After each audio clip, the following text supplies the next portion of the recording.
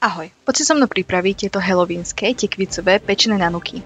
Perfektný spôsob, ako zakamuflovať zeleninu do hravého koláčika. Na cesto si v miske zmiešaj do hladka 385 g tekvicového pyré, 170 g rastlinného oleja, 225 g rastlinného mlieka, pol čajovej lyžičky vanilkovej pasty, 100 g hnedého cukru a 50 g kryštálového cukru.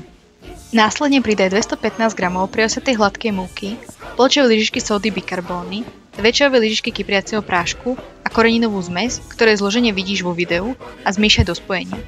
Plech o rozmeroch 30 x 22 cm vystel papierom na pečenie, nalej na neho cesto a rovnomerne ho rozprestri. Peč vo vyhriatej rúre na 180 stupňov Celzia po dobu cca až 45 minút. Špeľa zapichnutá do cesta by mala byť čistá. Medzi tým si v miske vyšľahaj 85 g rastlinného masla Alsan po dobu 1 minúty. Následne pridaj 30 g práškového cukru, 20 g instantnej dekofeínovej kávy, ktorú môžeš nahradiť kakaom, a 2 čajové lyžičky rastlinného mlieka. Mixuj do hladkej a nadýchanej zmesi po dobu 2 minúty. Upečené cesto nechaj vychladnúť, na dotyk by nemalo byť teplé. Rozdiel ho na niekoľko kúskov a rozomel mixovaním v ručnom mixéri. Cesto by malo byť jemné a nikde by nemal ostať veľký kus cesta.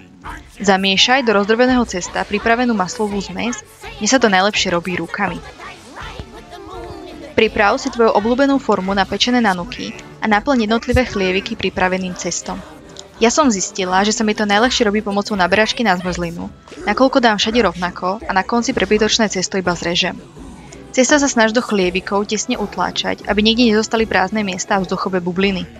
Ešte pred zrezaním prevyšujúceho cesta nastrekaj nanukové paličky, cesto opätovne utlač, aby bolo všade rovnomerné, a až nakoniec zrež prebytočné časti a nanuky uhlaď. Takto pripravené nanuky daj stuhnúť do mrazničky na aspoň 4 hodiny, najlepšie však na noc, aby sa s nimi ľahšie pracovalo.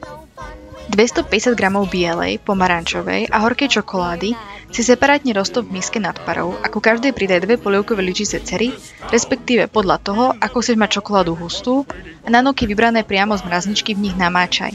Pokiaľ sú nanuky zmrazené, čokoláda na nich stuhne takmer okamžite. Nakoniec sa už pohraj iba so zdobením. Múmie urobíš jednoducho. Cukrové oči nalej pomocou bielej čokolády a cukrárskym vreckom s odrezanou malou špičkou nastriekaj bielu čokoládu, čo ti ostala, krížom krážom a nechaj stuhnúť. Na tekvice si zo zostatkovej horkej čokolády na papier na pečenie nakresli oči a ústa, nechaj zachladnúť a nalep čokoládu na nanuky. Alebo postriekaj oranžové nanuky horkou čokoládou, nalep na ne čokoládové pavúky, ktorých prípravu nájdeš na mojom profile, a dozdob cukrovým okom. Nakoniec som tmavé nanuky ozdobila pomarančovou čokoládou, cukrovými očami a dúhovými guličkami. Ako druhý motív som spravila z bielej čokolády pavučinu a nalepila na ňu čokoládového pavúka. A na záver jeden tip. Tekvicové pyré si ľahko pripravíš uvarením tekvice vo vode aj so šupkou do mäka a následne rozmixuj ponorným mixérom. Enjoy!